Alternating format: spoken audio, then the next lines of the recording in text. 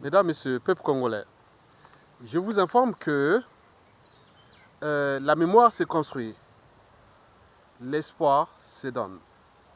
Mesdames, Messieurs, souvenez-vous de la situation algérienne après la fin du mur de Berlin, où on avait organisé les élections en Algérie. Je pense que c'était en 1991 ou 92, à peu près.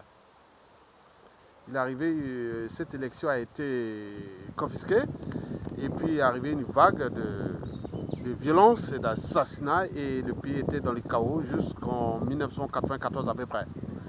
Et ce n'est qu'autour des années 97-98 qu'est arrivé Bouteflika. Et après tout s'est tu. Mais je ne sais pas par quel miracle. Donc en réalité, ça répondait à son histoire de ce monsieur Bouteflika. Et qui, par l'ivresse du pouvoir, a voulu aller un peu plus loin. Mais il s'en est excusé du peuple algérien, que je vous remercie. Et parce que lui-même, il a tout donné du peuple algérien, et l'Algérie aussi, lui a tout donné aussi. Donc c'était un échange mutuel. Et donc, en tenant compte de ça, en tenant compte de tout ce qui s'est passé à travers le monde, et qu'il arrive toujours des situations, même en France, après la Seconde Guerre mondiale, on a voulu mettre le général de Gaulle de côté, mais pendant à peu près 12 ans de chaos, en France ici, bon, ben, après on était obligé d'aller le chercher, quoi. Mais nous, au Congo, on a un général qui est en prison. En tenant compte, il y a cette histoire de la fin de la guerre froide et tout ce qu'il a fait. Il s'appelle le général Jean-Marie Michel Mokoko. Donc, il ne faut pas d'être intelligent ou tout compagnie. Non, non, ce n'est pas ça. Au niveau de gérer un État, il y a des repères, ou au niveau civil, politique et militaire, et on s'est dit, oui, il y a quelque chose qu'il faut vraiment rester avec ce monsieur-là pour la stabilité. Mais nous, la stabilité aussi, elle est géopolitique. Nord, sud, est, ouest. Et donc, dans tout ça, aujourd'hui, au vu de la situation générale, et qui, depuis ces années-là, on n'a pas construit quelqu'un qui, aujourd'hui, qui pouvait calmer tout le monde ou avoir l'adhésion du peuple, que le général Jean-Marie Michel Mokoko.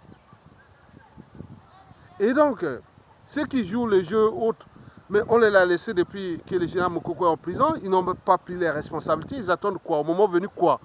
Au moment où on est en méfiance et en défiance, nous devons sortir de cet état de crise.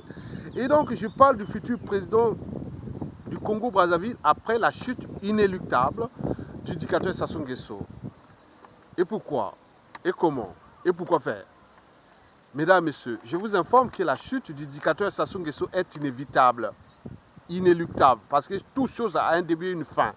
Donc tous les indicateurs civils, politiques et militaires sont au rouge. Socio-économique, macroéconomique, sont au rouge. Et donc, nous reste que le détonateur. Et donc, après cette tension qui est déjà là, et que nous invitons déjà les militaires républicains à prendre leur initiative hors ces classes politiques, et qui accompagnent Sassou Nguesso déjà depuis les 2015 à nos jours. Ils attendent avec leur agenda caché et leur programme à la con et tout compagnie qui ne serviront à rien en réalité. Si ce n'est que pour avoir des postes de ministres, de autres, dans un pays qui deviendra certainement une poudrière. Nous ne voulons pas une poudrière au Congo. Nous voulons sauver ce pays. Donc il y a des esprits qui veulent sauver ce pays. Et donc nous devons accompagner ces esprits-là. Beaucoup sont dans l'ombre, qui râlent, contestent. Ils donnent des informations contre les réseaux de ces auxiliaires de la tyrannie, dont les opposants qui sont là à Brazzaville, d'autres tenus en liberté, sont en liberté surveillée, d'autres ils ne peuvent plus bouger, et certains font des allers et retours, donc ils en abusent de leur passif, et qui ont certainement des magots, des biens, des pouvoirs d'achat et autres, et qui exploitent tout le monde. Et tous ces gens-là, mais pas tout le monde.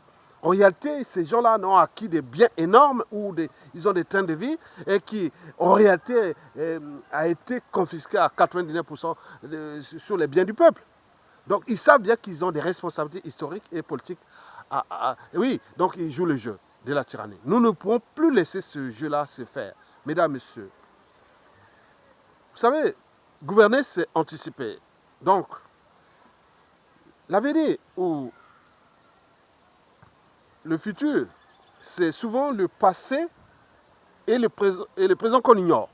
Quoique, il n'y a pas de mobilisation du citoyen ni de dépassement de soi, sans un rêve commun, des lendemains à construire et de futurs à édifier. C'est les raisons pour lesquelles je suis ici pour alerter, éveiller, initier et penser ces équilibres pour que les gens qui n'ont pas ces initiatives puissent comprendre que moi, je ne suis pas là pour aller prendre un pouvoir. Non, je suis là que pour que dans mon pays, on puisse vivre libre et digne chez moi. Ce n'est pas la matière grise qui manque. Ce n'est pas l'écosystème qui nous manque. On a tout. Alors, qu'est-ce qui nous manque? Donc, il manque notre état d'esprit de le mettre ces Sassou Nguesso hors d'état de nous. Et après, pourquoi faire? Et c'est ce que je veux vous expliquer. Je vous informe que la chute du dictateur est inévitable, inéluctable, parce que tous les indicateurs sont au rouge. Il tient encore par rapport à notre lâcheté. Et ça ne va plus durer. Je vous dis que Sassou Nguesso, en apparence, d'après les sources, en apparence, c'est serein, imperturbable, mais terrifié en secret. Il ne sait plus distinguer le vrai du faux. Il est perdu, complètement. Donc, il sait bien que sa chute avance. Son grand frère qui est soigné ici en France, et Omar El-Béchir, voilà, parti. Il y a des trucs des étudiants partout dans le monde. Déjà, les 200 étudiants enlevés à Cuba. Et qui Cuba sait que, bon, ben, quelque part, c'est pas bien, parce que les États et les peuples sont éternels. C'est pas Zazou qui fait la loi en Cuba, a envoyé sa délégation de son ministre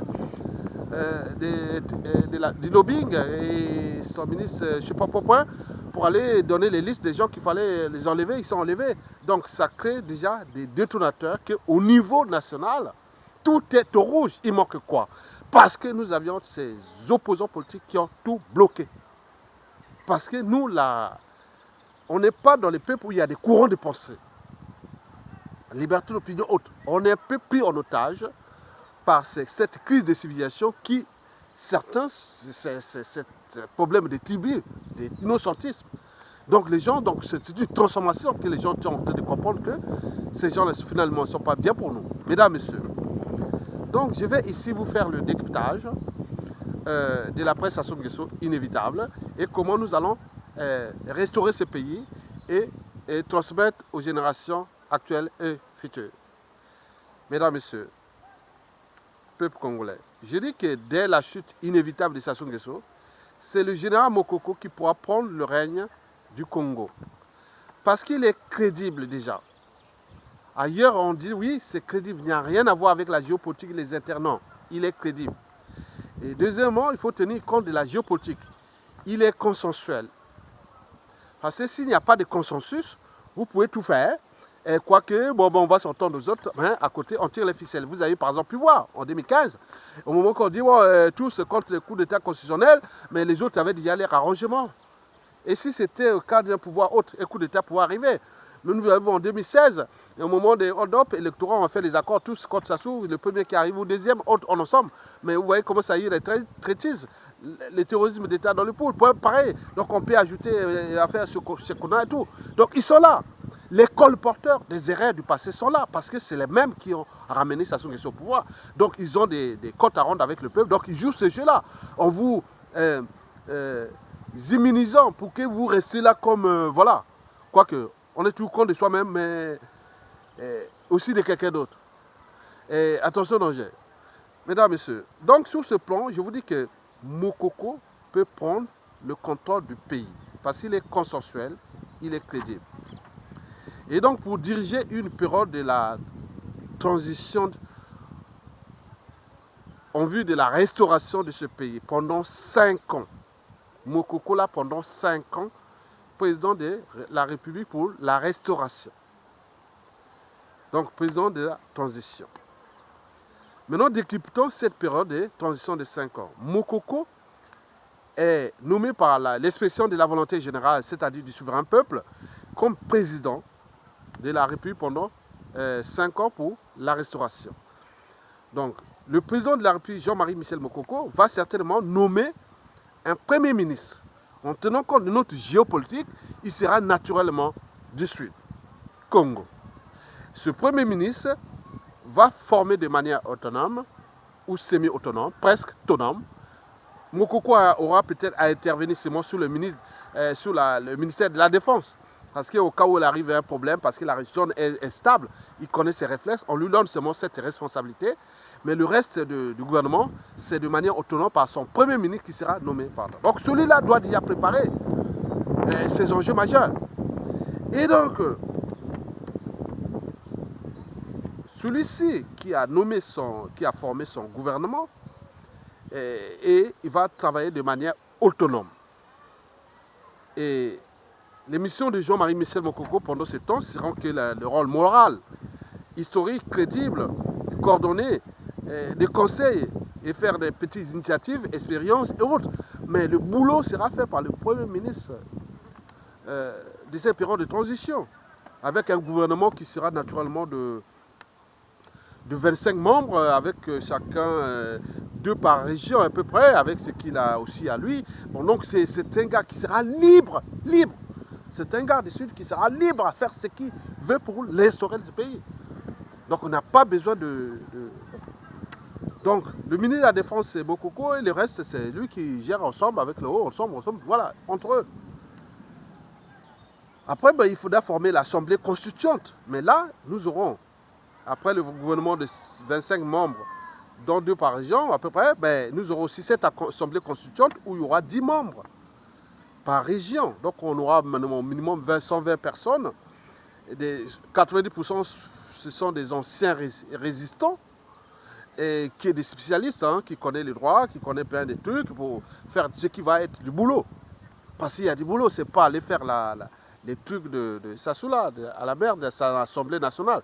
C'est des gens qui auront du boulot, qui savent bien comment fonctionne le droit, les institutions, l'État, les administrations, et voilà, les réseaux et tout ça. Donc ils seront là. Et donc, on va additionner les dissidents, 90% ça. Le reste, on peut prendre 10% des anciens des Sassou, qui ont pris la responsabilité aussi de le mettre hors d'état de nuit, parce que nous sommes une nation, voilà. Après, il faudra ajouter un haut conseil de la transition. Et c'est là, c'est tous les anciens, beaucoup sont à la retraite, mais qui connaissent bien cette administration congolaise, qui ont cette expérience, mais des vrais patriotes. Donc eux, ils vont rentrer là dans l'Assemblée, le Haut Conseil de la Transition. Mais leur but, quelle est leur mission en fait? Il y aura un règlement intérieur, en plus de la Constitution de 1992 qui sera mise en place pour continuer à travailler pour ça. Mais notre base de réflexion ou de travail ou de fait de route sera le règlement intérieur qui est déjà, il y a déjà des anciens ministres qui ont déjà ce règlement intérieur que j'ai déjà lu et qui attendent qu'au moment venu pour les transformer et les modifier au sein de l'Assemblée constituante et du Haut Conseil de la Transition. Donc c'est des anciens hauts cadres, hauts fonctionnaires, patriotes, civils, militaires et qui vont être là à l'intérieur. Donc là, il y aura un nombre autour de 50 personnes. Donc 5 par région à peu près. Oui, 5 par région à peu près. Donc vous avez tout compris. Bon, les priorités. Parmi les priorités que nous allons faire, les priorités c'est quoi?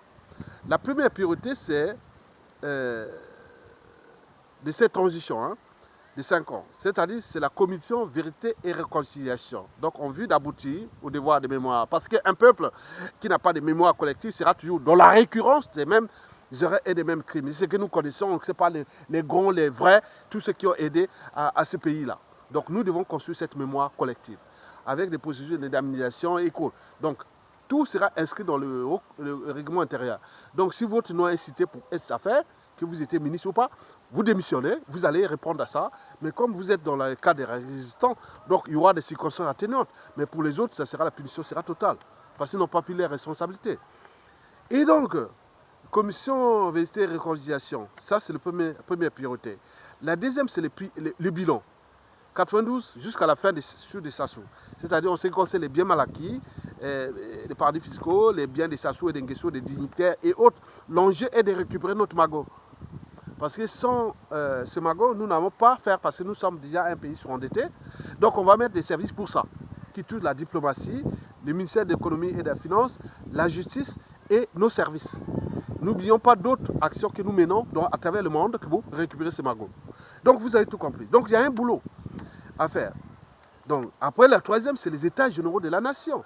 Donc, ils touchent les armées, la sécurité, l'éducation, l'enseignement supérieur et la recherche, la santé, l'économie, hein, les infrastructures, et plein. D'où l'introduction aussi de ce que j'appelle ici, par exemple, le cas des armées. Il faudra avoir les problèmes des quotas. Et combien d'officiers, combien de ceci. Donc, tout est là on est là pour réformer ce pays. Et donc, et après ces états généraux de la nation qu'on va faire, tout ça, avec des propositions concrètes. Et après, on passera à la quatrième priorité, c'est les institutions nouvelles. Donc, celle-là va introduire la Convention nationale. Cela veut dire que demain, le président de la République ne sera plus élu au suffrage universel direct. Il sera élu au suffrage universel indirect pour un mandat de 7 ans non renouvelable, comme le Premier ministre d'ailleurs. Le Premier ministre et le président de la République élus au suffrage universel indirect. Et donc, ils auront un mandat de 7 ans non renouvelable. Et à la quatrième année, il y aura motion de confiance. S'ils ont bien travaillé, ils continuent jusqu'au bout. S'ils n'ont pas bien travaillé, si on dit non, et à ce moment, motion de censure, et on va organiser une nouvelle session extraordinaire pour éjecter ce Premier ministre ou ce président qui n'a pas respecté ce qu'on avait fait, les acquis et ce qu'on a dit. Ok? Très bien. Donc, comme ça ne se passe pas chez le peuple, mais ça se passe sur les gens instruits et qui vont comprendre ça, les enjeux de la République. Donc, il y a des critères. Et donc, je prends par exemple le cas de Mouyonzi, hein, dans la Brazza. Donc, on va avoir les suffrages universels directs pendant une élection qui va passer un jour comme aujourd'hui, dimanche. Donc, on dit, le jour-là, tous les habitants de Mouyonzi vont élire leur maire. Et puis, ils vont élire le même jour le député à l'Assemblée régionale. Que cette région va devenir de manière semi-autonome, où il y aura des politiques, nouveaux politiques économiques, sociales, culturelles et écologiques. Et donc, il faut avoir l'air radio, l'air télévision au niveau régional de la Brazza. Et donc, qu'on appelle, on est là. Donc, député régional plus le député national qui va représenter non seulement la Brazza et aussi Mouyonzi à l'échelle nationale, qui va travailler avec le Premier ministre en relation. Voilà. Donc, Mouyonzi va élire quoi? Le premier jour-là, l'élection au suffrage universel direct. Donc, il va élire le maire de la ville de Mouyonzi, qui aura beaucoup d'attributions, beaucoup de compétences avec ce qui va être réformé au niveau des institutions nouvelles. Et depuis, le député de Mouyonzi régional, il va aussi défendre les intérêts de la ville de Mouyonzi ou l'agglomération de Mouyonzi au niveau régional, au niveau de la Brazza. Et donc, ça va se faire dans toutes les régions. Et député national, donc on va élire 3 délégués. Donc, Mouyonzi va fournir 3 délégués. Et donc, multiplié par le nombre de régions et de villes autres, on pourra arriver à 1000 jusqu'à 1500 délégués à la Convention nationale. Et ces délégués vont élire ce qu'on appelle d'abord le président de la République, qui n'aura plus qu'un titre symbolique. Le jour-là, on fait le vote avec les 1500 délégués venus de tous les pays, du nord au sud, des gens ils savent bien ce qu'on va faire. Donc, le président de la République sur projet, on dirait qu'il y a minimum 60 ans, maximum 80 ans, par exemple, et qui il va travailler de sorte symbolique, et pendant cette période-là, 7 ans, et avec période de confiance, 4 ans. Le Premier ministre, pareil, donc sur projet des sociétés, il va dire non, il y aura plusieurs listes et des sélections, et donc parmi ces listes, et celui qui sera élu, et je pense que pour notre période de transition, celui qui sera élu, s'ils ont bien travaillé, Mokoko, par exemple, s'il travaille bien pendant la période de transition, il va se transformer en président naturellement pendant cette période-là. C'est ça que je voulais vous démontrer. Et le Premier ministre, s'il a bien travaillé aussi, il sera certainement élu parce qu'on ne change jamais une équipe qui gagne. Donc, les rapports entre Mokoko et son Premier ministre de transition qui sera du Sud, un gardien cohorte, donc ce sera vraiment intérêt des jeunes. Donc, à ce moment, on pourra avoir 12 ans de stabilité et que nous pourrons travailler ça. Donc, au final, nous allons avoir des gens où on n'aura plus ces dictatures, ou cette tribalisme où les gens vont venir exciter les élections. Non, on n'aura plus besoin, on ne va pas perdre le temps à aller faire des élections hold-up ou des fichiers nord-sud et autres. Non, il n'y aura plus ça. Donc tout est repensé. Donc vous avez ça.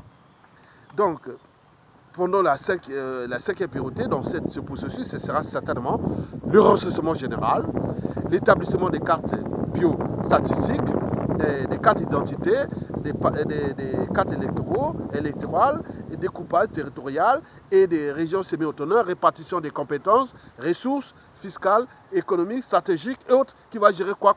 La Boisa va gérer quoi? Quelles seront ses attributions? Il y aura des régions peut-être technologiques, les régions agricoles, les régions forestières, les régions écologiques. Donc on aura tout, touristique, universitaire. Donc on aura tout, cette diversité des régions. Et l'État central sera là pour équilibrer les territoires en tenant compte de ces diversités. Donc on pourra laisser la liberté d'entreprendre. Et je suis de la Boinza, je ne veux pas passer par Brazzaville pour président de la région, je ne veux pas passer par Brazzaville pour aller chercher des partenaires économiques, je veux faire qu'une région semi-autonome. Donc on pourra avoir une compétitivité des régions. C'est terrible. Donc nous sommes dans la sous-région qui est riche en tout. On a l'eau, on a les forêts, on a les terres, on a tout, les bassins du Congo. Donc on va avoir une compétition. Donc on va avoir une diversité de villes. Déjà là, parce que la première, quand les gens viennent dans un pays, c'est le cadre de vie. Quand vous arriverez à Mouyouzi, ils ont des ressources que l'État va faire en fonction de tout. Et donc les gens vont entreprendre et faire des plans pour dynamiser leur ville. Et donc une ville dynamique. Et donc où là on peut vivre, travailler et surtout étudier. Et donc ça peut s'étendre. Donc c'est un enjeu, mais qui est là, que nous allons faire là, au niveau national des politiques générales, économiques, culturelles, écologiques, parce que l'enjeu demain c'est l'écologie. Vous voyez ce qui se soit fait dans tous les pays là. Déjà dans le Kwilu avec le pétrole, c'est un désastre écologique. Dans la Kivette Ouest, dans la Songa, la Likwala, n'oublions pas la Likumu, vers Zanaga et autres. Et surtout les mal qu'ils ont fait dans le Gwanyari, surtout vers Mayoko et Divini et tout compagnie. Bon, bref. Donc, c'est pas nous sommes une carte du Congo. Donc, arrêtez vos programmes de partis politiques, de tout ce que vous préparez. Ça n'a aucun sens. L'enjeu est là. Mettons Sassou Nguesso hors d'état de nuit pour que nous arrivions là. Donc, ressourcement général, découpage, organisation des élections au niveau élection au suffrage universel direct, c'est-à-dire régional, local, et puis au niveau des suffrages universels indirects, c'est-à-dire le Premier ministre et son président de la République. Donc sous ce plan, si Mokoko est libéré, s'il travaille bien, je suis certain qu'à la fin de la 5 ans de restauration, on va dire où est-ce qu'on va chercher le président de la République. Et pour le titre symbolique, Mokoko va passer là, on va gagner du temps. Les 1500 délégués, bien sûr, viendront, mais Mokoko aura sa candidature aussi s'il veut. Bon, mais il y aura d'autres candidats à côté. Et bon, peut-être qu'il va être voté. Hein, pas. Je n'ai pas dit, je ne vais pas faire ça. Mais je pense que dans la conscience commune, on va dire, ah non, tiens, pour éviter qu'on revienne comme la Syrie, ou la Centrafrique, ou l'Irak, ou l'Afghanistan, et autres, tout ça. Donc il faudra bien réfléchir avec ce que vous faites là, avec vos agendas cachés, vos programmes cachés, n'ont aucun sens parce que Sassou nous a entraînés dans ce déclassement, dans cette poudrière, dans cette merde. Mais est-ce que nous sommes prédisposés à subir que des merdes? Et qu'en étant que quelqu'un qui est bien là, les gens bien, qui peut penser ça, bien, ils seront là, les états-majors stratégiques, pour penser le Congo. Et je n'ai pas introduit la dimension France-Afrique dans cette période de restauration. Il y aura des pôles techniques pour dire la France, qu'est-ce que vous voulez? Vous êtes un gros poisson, on est ensemble, et qu'est-ce qu'on peut chercher pour avancer? Quels sont vos intérêts? Voilà, nous voulons dynamiser cet écosystème francophone ensemble. Donc, et pour accompagner, on a tenté en 1991-92 pendant la transition. La France a voulu intervenir et nous empêcher. On s'est allié avec elle et aussi les Américains nous avaient aidés. Bon, donc on peut trouver ces justes équilibres pour avancer. Donc cette fois-ci, la France est en position de faiblesse parce que tout au niveau de l'Afrique francophone est au rouge. Donc si elle ne trouve pas ces processus-là pour sortir de cet état de crise, elle a perdu parce que là-bas, le monde est en mouvement, le monde est en marche. Donc nous allions arriver, ça doit partir. Il tient aujourd'hui pas à cause de la France-Afrique, ça tient à cause de nous-mêmes, civils et militaires. Donc prenons notre restaurant, le foot hors d'état de nuit. Et nous allons repenser ça ensemble. C'est une période de travaux énormes. Et vous pouvez cycler dans votre pays et vous aurez tout. Et vous allez voir qu'à l'heure là, 5 puis 12 ans après, on va se dire, ah tiens, on a laissé quelque chose pour les générations futures. Et c'est ça qu'on a fait notre boulot. Et donc, pensez à ça. Donc ceux qui doivent penser les trucs, vous devez préparer déjà des commissions, il y en a beaucoup de travail. Parce qu'il y a des nouvelles nominations au niveau des institutions, que ce soit les ambassadeurs, les missions diplomatiques, il y aura beaucoup de postes. Et donc préparez-vous à votre rôle et mission. Après Sassou Nguesso, pourquoi continuer à laisser ces gens qui ont échoué et qui n'ont, oui, pour toute activité humaine ou économique autre, nécessite un bilan. Mais eux, ils n'ont pas de bilan. Ils ont été ministres 97 à nos jours. Il n'y a rien. Je dis rien, rien du tout. Rien, rien. Moi, demain, je vais voir tous ces gars-là du nord au sud qui ont été avec nous. On va les demander quel est leur bilan. Voir au niveau d'impact, qu'est-ce qu'il y a eu. Rien du tout. Tous ces Jean-Jacques Bouya qui faisait ces travaux à Alcon, et qui sont des infrastructures empoisonnées, et que nous allons, vraiment, tout a été inadapté. D'où l'enjeu d'introduction de ce que je pense là. Donc, si vous avez compris ça, je vous remercie et à bientôt. Ce ne fut qu'un cas d'étude, et ceux qui contestent ou pas, mais nous donnons les idées aux autres, mais eux, c'est le monde du passé. Écoutez-nous, hein, nous on est des bons. Et c'est les mauvais, parce qu'ils ont mal travaillé, ils ont accompagné Sassou Nguesso, ils ont fait le jeu de Sassou Nguesso, ils ont fait tout. Maintenant, voyez la situation où se trouve le pays. Donc nous ne pourrons plus laisser ça. C'est un non-sens de continuer à jouer aux émotions, alors que ces messieurs-là, les Kolela, Mathias Ndjon, les Mounari et tout ça, ils ont leurs enfants, petits-enfants, ils ont les moins bien. Hein. Mais ils sont là, ils tentent de jouer les autres. Mais attendez, oui, à un moment venu, oui, ils sont là. Mais ailleurs, les enfants, ils disent non, papa, tonton, non, non, non, non, non, je ne veux pas, j'en veux pas. Vous avez tout, non, non, ça va nous, notre image, notre nom est souillé. Hein, quand on voit les noms, Ndjon, Mathias Ndjon, ou tout ce qui sera Ndjon, attends, c'est terrible. Et quand on voit je ne sais pas, tous les noms. Donc, évitez de souiller votre nom. Évitez ça, parce qu'après, c'est... les gens sont préparés aux coulisses. Hein. Donc, nous devons trouver ce juste équilibre-là pour arrêter votre jeu-là. Vous avez du magot, vous avez de l'argent, vous avez des réseaux, même les réseaux formationniques et autres. Dites à Sassou, pas. Et à ce moment, il y aura des circonstances atténuantes. Mais dans tous les cas, si vous ne le faites pas, l'après va se passer par des mécanismes que vous serez mis hors d'état de nuire par la volonté générale. Au moment venu, on va se trouver dans la situation. Alors que si vous aviez des circonstances atténuantes, vous dites non, non, non, non, non, quelque part, il a été du bon côté. Ce n'est pas par hasard avoir crié depuis 2009 jusqu'à nos jours, que ça joue, mais que vous êtes opposant, que ça ne veut rien dire. C'est un non-sens. En plus, vous avez un passif et que vous avez pillé ce pays, vous avez volé. Donc arrêtez de prendre des gens pour du con. Je vous remercie.